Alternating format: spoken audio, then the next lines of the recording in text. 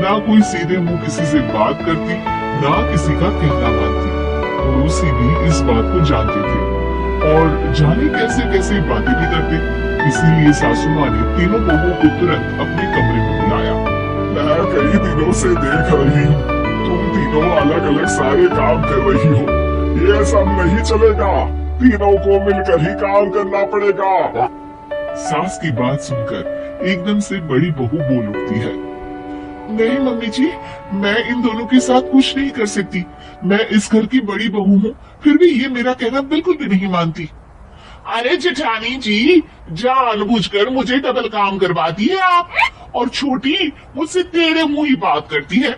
इन दोनों के बीच हमेशा सैंडविच बन जाती है मेरी, और मैं हमेशा आलू की तरह बीच में मसली जाती हूँ। मम्मी जी, इन दोनों को लगता है कि मैं छोटी हूँ तो इनके पैरों तले दब जाऊंगी, लेकिन नहीं, मेरा भी उतना ही अधिकार है जितना इन दोनों का है। बढ़िया, ये दोनों मेरी चुगली करने के लिए मुझे क्या कम समझ रखा है। तीनों बहू एक दूसरे से बहस करने लगती है और सास दोबारा ये देखकर टेंशन में आ जाती है और सबसे कहती है, चुप हो जाओ, अब से तुम तीनों सारे काम एक साथ करोगी, आंख बंद करके एक दूसरे की बात सुनोगी। तुम तीनों इस बात को गांठ बांध लो, वरना अगली छुट्टियों में तुम्हारा अपना मायके जाना कैंसिल। सास की बातें सुनकर डर के मारे तीनों हामी भर देती है। जी मम्मी जी, मैं समझ गई। हाँ मम्मी जी, जैसा आप कहें, आप जो कहेंगे मैं वही करूंगी। तीनों बहू सास की बात को गांठ बांध लेती है और वादा करती है कि अब से सारे काम वो तीनों एक साथ मिलकर ही करेंगी। ये सब देखकर सास खुश हो जाती है और वहाँ से चली जाती है। नीचे जाकर वो देखती है कि घर में शर्मा जी आए हुए होते हैं। सास जोर से आवाज लगाकर कहती है, अरे बहू, जरा चाय बनाकर तो लाना, शर्मा जी आए हैं। सास की बात सुनकर तीनों बहू तुरंत किचन की ओर भागती है और चाय बनाना शुरू कर देती है। मुझे तो एकदम मसाले वाली कड़क चाय पसंद है, तो हम शर्मा जी के लिए मसाले वाली चाय ही बनाएंगे। अरे नहीं दीदी, गर्मी के मौसम में मसाला चाय कौन पीता है? मैं तो शर्मा जी के लिए इलायची वाली चाय ही बनाऊंगी। ये कैसी बात कर रही हैं आप दोनों? मेरी मम्मी ने सिखाया है कि मेहमान को ज्यादा दूध और शक्कर वाली चाय देनी चाहिए, वरना वो घर वालों को कंजूस समझते हैं।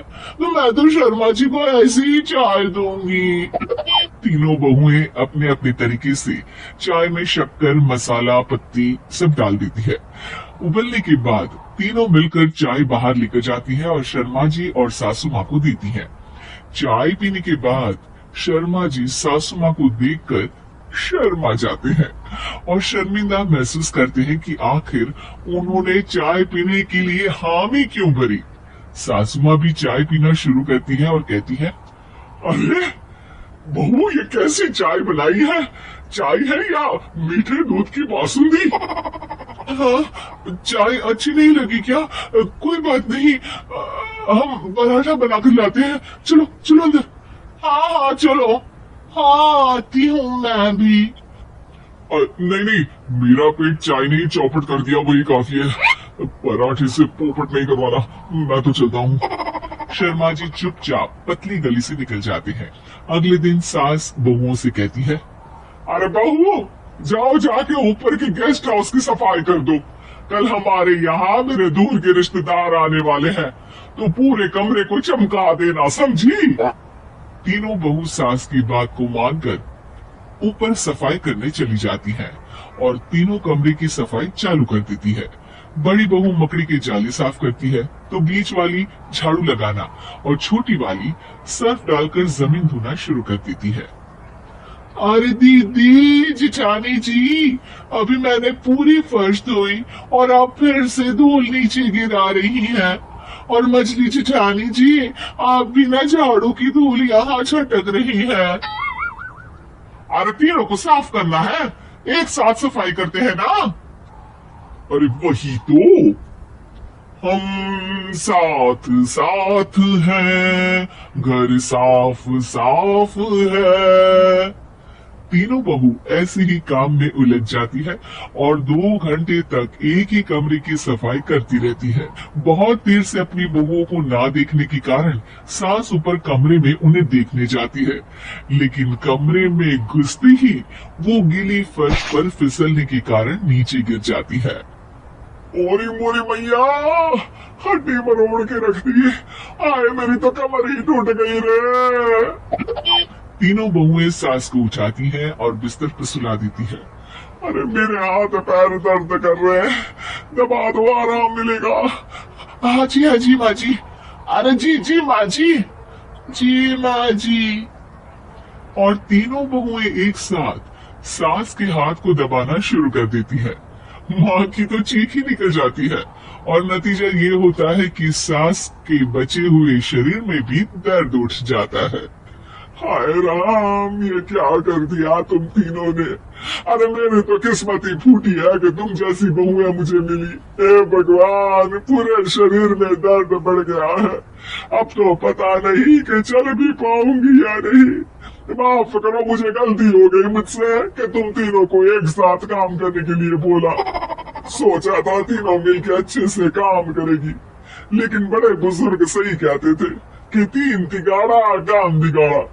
तुम लोगों ने ये बात ना आज साबित करके दिखा दी।